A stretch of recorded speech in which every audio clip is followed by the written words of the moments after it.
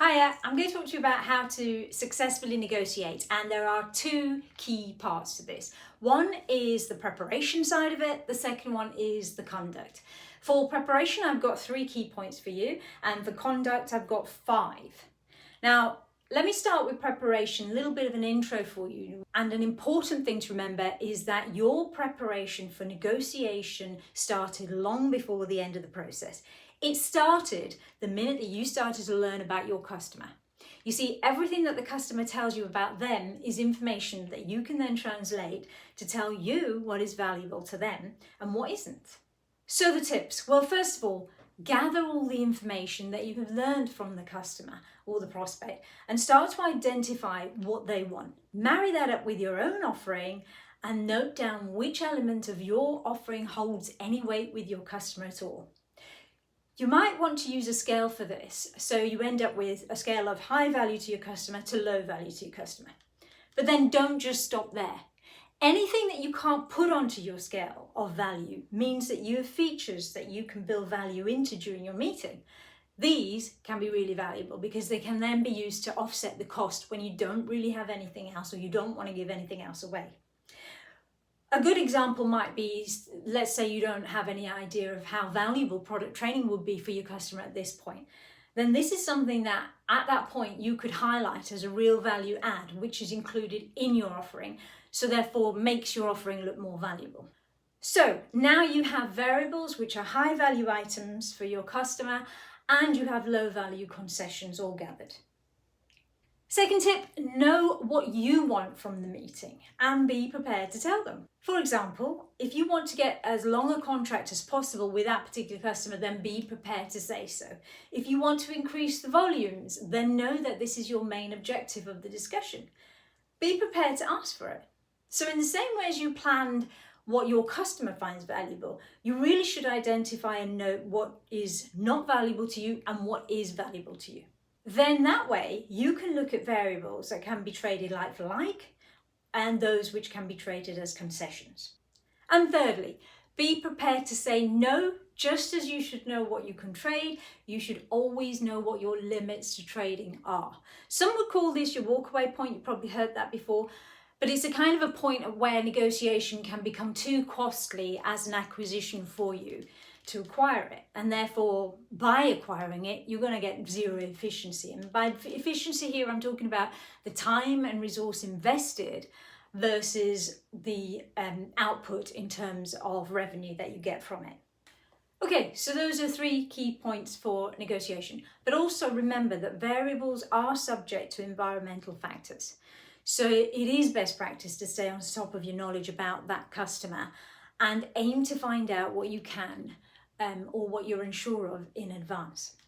COVID is a great example of an environmental factor that has had some massive impact on what's important to a customer. Perhaps to the extreme, but hopefully it's a real eye-opener to how important prior preparation really is. Okay, so let's move on to conduct now. People talk about conduct as reading each other's body language during negotiations, and if buyers do try to read body language, then it makes it all the more important that you are in control of your own.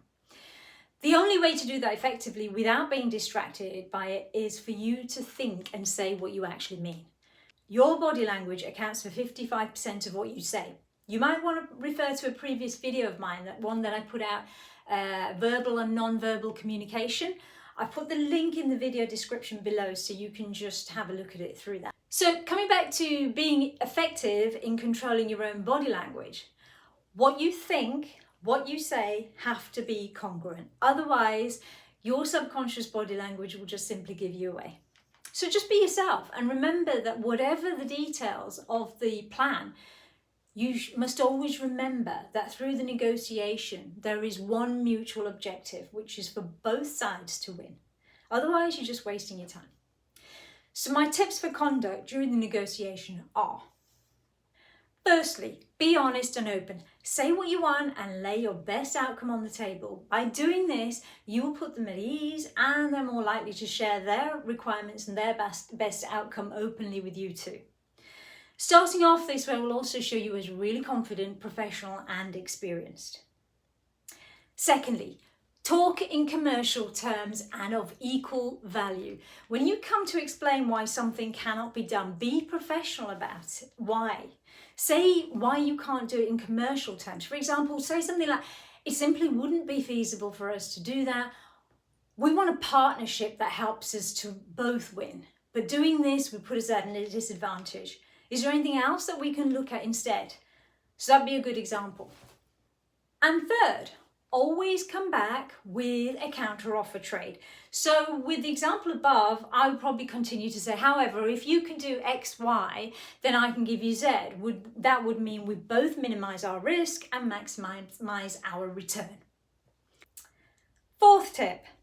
Do not try to negotiate until all cards are on the table. You cannot possibly understand the outcome or manage it unless you understand all of the concerns and have visibility of all of your customers' desires. And only then, when you can see the bigger picture, the whole picture, can you start to see where the comparisons or the compromises can be made for both sides. And finally, you've got to ask for it. Unless you ask for a return to a trade, you won't be trading. You'll just simply end up putting your pens down. I've trained so many people on negotiations, and those who have gone away and actually done that exercise, simply asking for something back in return, have added, I don't know, an average of maybe $500,000 to $1 million additional to their contract. Of course, the additional gain is always going to be relative to what you're actually selling, so you'll know how to translate that to you. But if you don't ask, you won't get. Okay, folks, that is it. But I just want to share with you that I took part in a podcast with Mike Winnett, who you might know from Contrepreneur. Have a look at that video for more tips and a little story about who the best closers are. You might like it. Once again, I thank you for watching. If you haven't already subscribed, please do so. And it really does encourage me to put more of these kinds of training videos out for you. And if you want me to cover any particular subject, let me know. I'll speak to you soon. Till then, stay safe.